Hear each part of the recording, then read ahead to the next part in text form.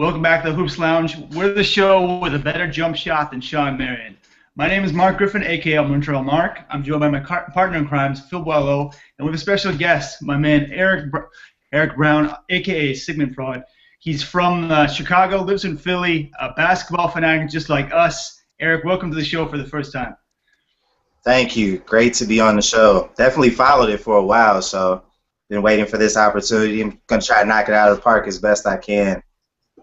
Well, man, I'm going to throw it to you first. You grew up on the south side of Philly. What was it like seeing Chicago's native son, Derrick Rose, finally back playing in Chicago?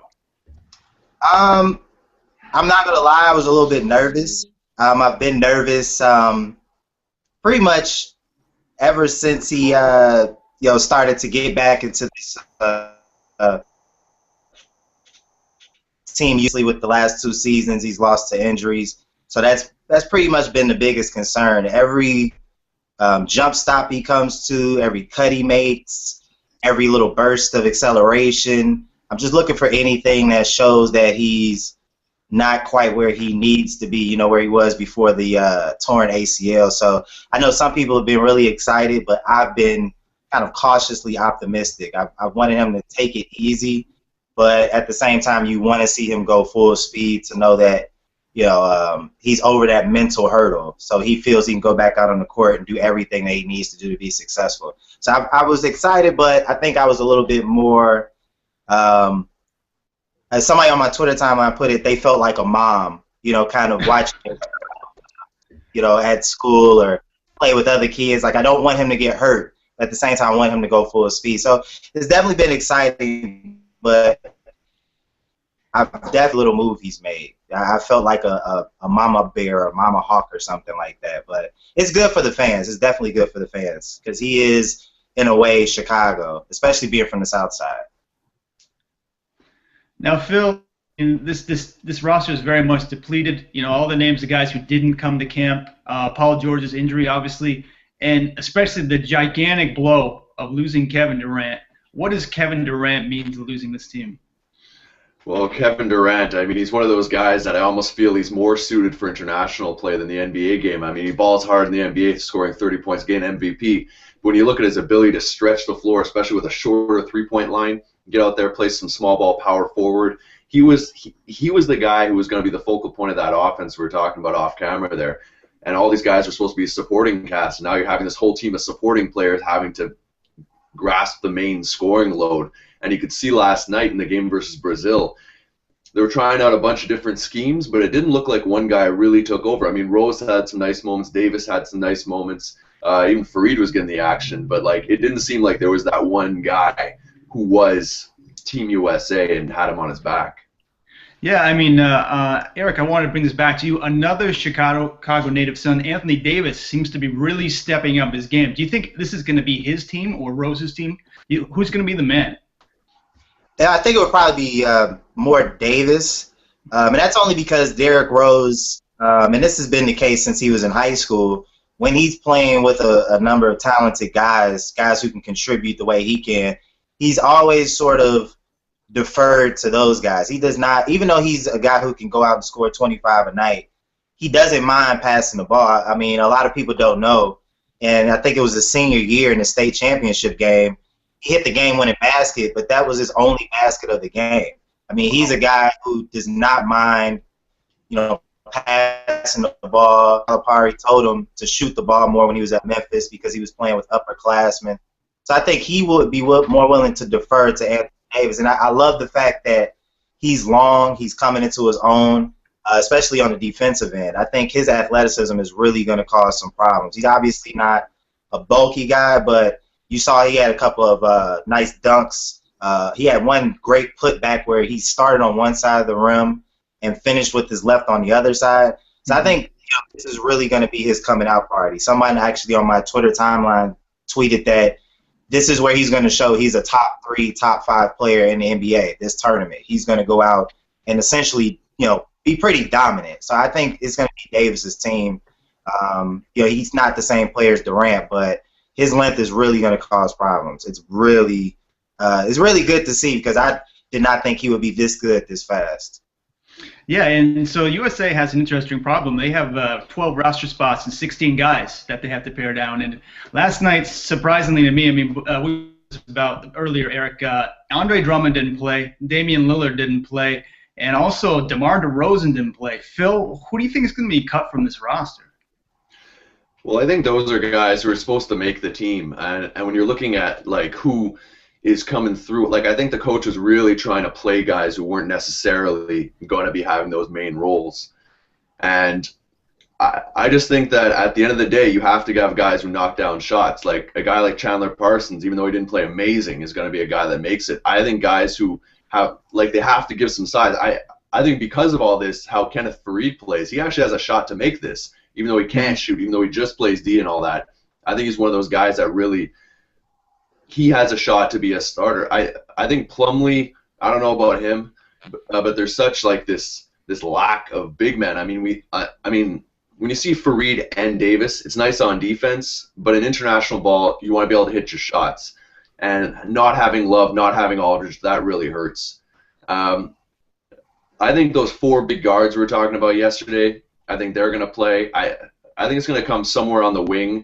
It'll be interesting how they choose between guys like DeRozan and Korver. Korver a little more suited for the international game, DeRozan a bit better of a player. It's tough to say right now where they go. And then there's a whole decision on Boogie Cousins and such. So there's so much in the air. It's tough to really say who's going to make it because they're just a trial and error. Their next game, I believe in New York, I think we're going to see a totally different roster go through.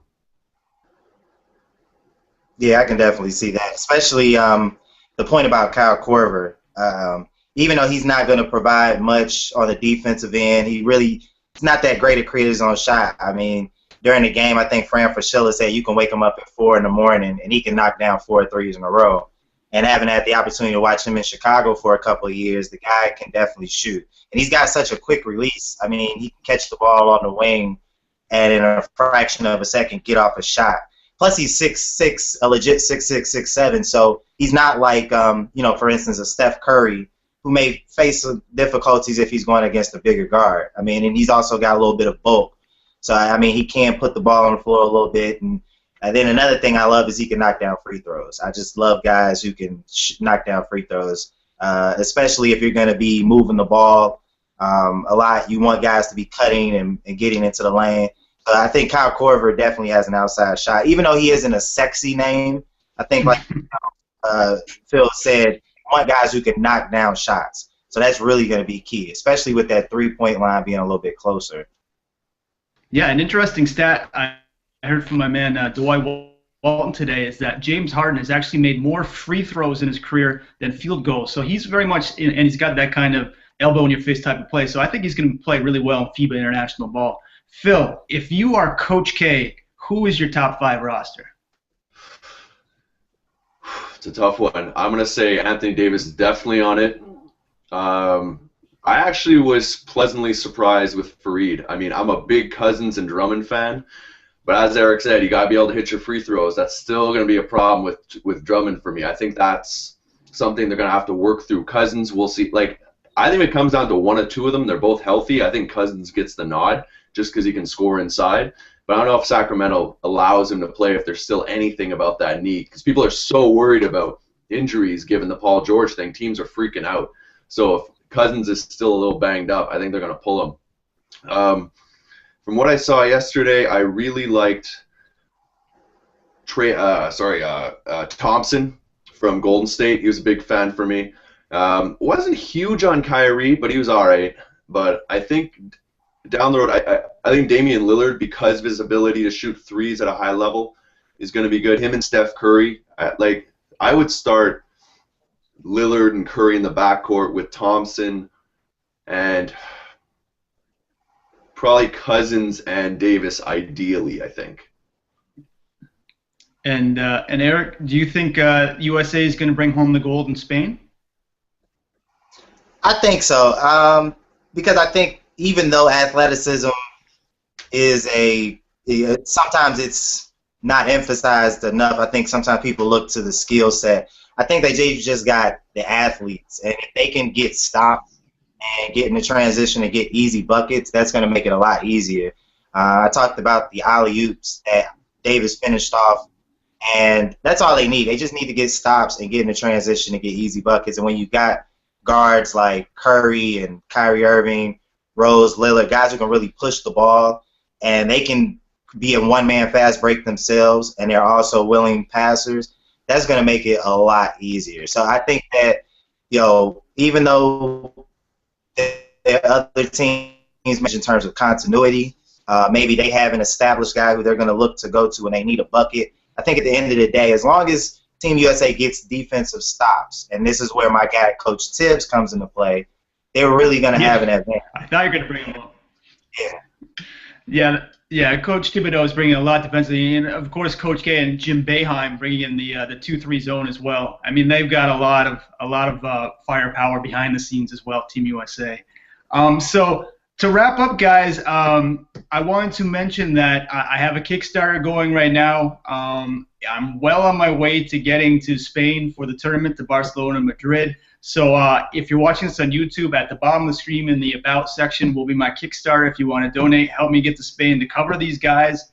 Erik, do you want to mention anything you have coming up or any websites you work for? I'm not doing anything. I do a little bit of blogging at miltonbradleyisgreat.wordpress.com. I'm getting back into school, so I don't write as much as I like.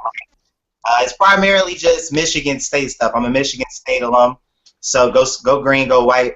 Probably be doing a little bit more writing about football, and of course, I'm a huge Michigan State basketball fan. So, any Michigan State fans out there, if you're looking for lukewarm takes on Michigan State football and basketball, just find me on Twitter, Butch Crassity, and there'll be some links to blog posts coming up pretty soon, and occasionally a blog post about the Bulls and whatnot.